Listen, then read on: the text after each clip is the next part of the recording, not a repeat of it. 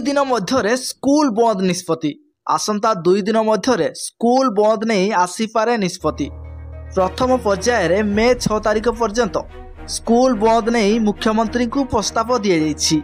मुख्यमंत्री को अनुमोदन पर दिने 2 दिन मध्य निष्पत्ति नियाजिबो। प्रबल ग्रीष्म प्रवाह को दृष्टि रखी विभिन्न विभाग सचिवों सह आलोचना करिसेंती राजस्व एवं विपर्यय परिचालना मंत्री सुरेश पूजारी। सेहीपरि खरा बढ़िले आवश्यक स्थले अंगनवाड़ी छुट्टी रहिबो।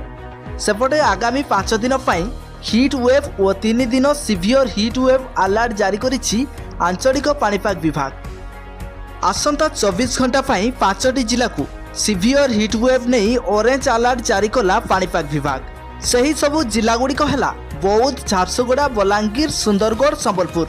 एथिसह 4टी जिला को येलो अलर्ट एवं 11टी जिला को उष्म और आर्द्र स्थिति नहीं येलो अलर्ट जारी करा जायछि। बेसी जरूरी नथिले घरू न बाहरिबाकू अलर्ट जारी करा जायछि।